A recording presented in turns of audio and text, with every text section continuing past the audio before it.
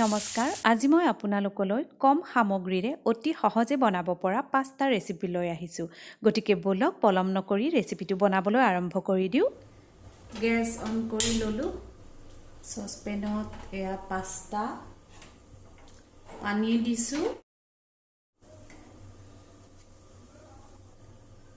নিমখ অকণমান দি দিওঁ।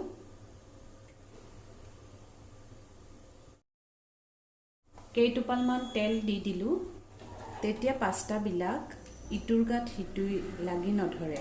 এতিয়া এই পাস্তাখিনি বইল হ'বলৈ দি দিলোঁ। মই সৰিয়হ তেল দি দিলোঁ কাৰণ মই বেছিকৈ সৰিয়হ তেলেই ব্যৱহাৰ কৰোঁ।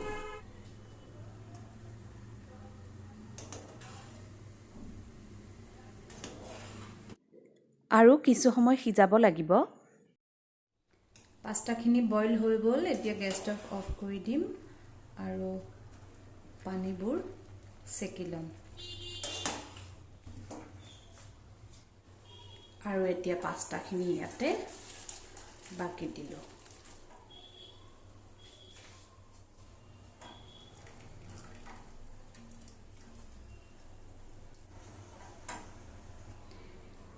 এয়া হ'ল সৰু সৰু 4টা পিঁয়াজ মই এনেদৰে কাটি লৈছোঁ।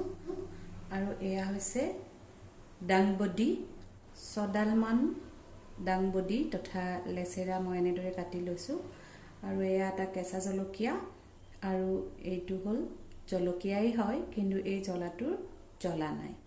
আৰু এই আটাইখিনি মই এতিয়া ভাজি ল'ম।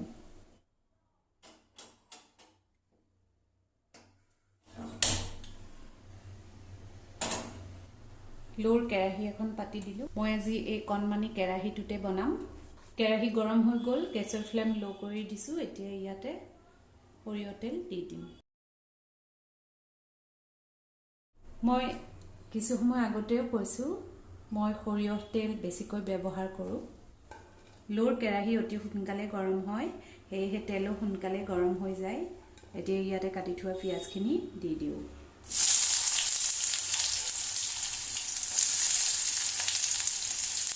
ডাংবডি তথা লেচেৰাখিনিও দি দিওঁ।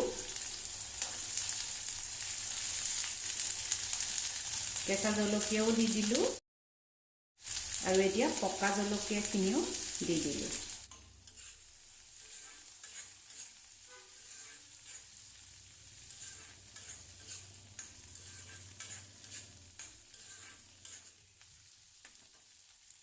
গেছৰ ফ্লেম ল' আছে। এতিয়া ঢাকনি লগাই 1-2 মিনিট সিজিবলৈ দি দিম।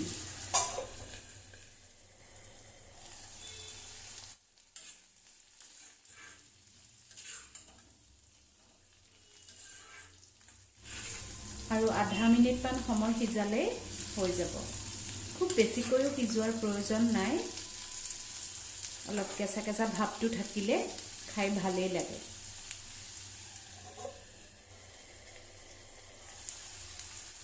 ঘৰতে থকা পাচলি কেইবিধমানেৰে আজি পাস্তা বনাবলৈ লৈছোঁ।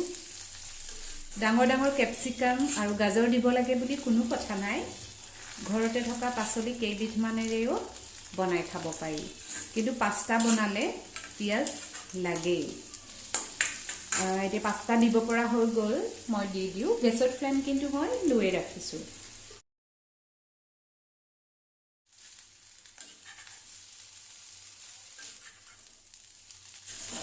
ভালদৰে লৰাই দিওঁ।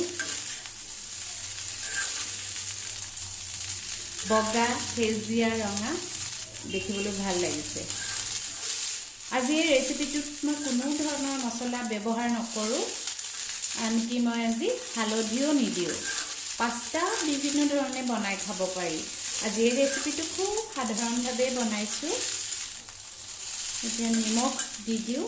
বইল কৰোঁতে পাস্তাত অকণমান নিমখ দিছিলোঁৱেই, কিন্তু তথাপিও লাগিব কাৰণ ভাজিখিনি ভাজোঁতে মই নিমখ দিয়া নাছিলোঁ। নিমখ দি দিলোঁ। এইখিনি নিমখেৰে হৈ যাব।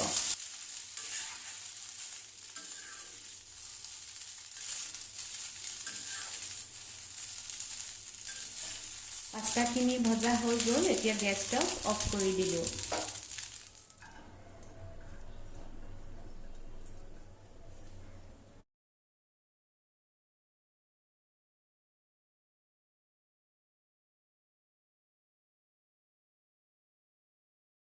পাস্তা ৰেডি হৈ গ'ল। এতিয়া ইয়াতে চচ দিম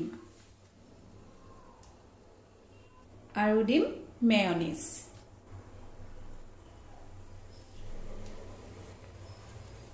আজিৰ এই ৰেচিপিটো আপোনালোকৰ কেনেকুৱা লাগিল কমেণ্টত জনাবলৈ নাপাহৰিব। সকলোৱে সুস্থ থাকক, শান্তিৰে থাকক। ধন্যবাদ।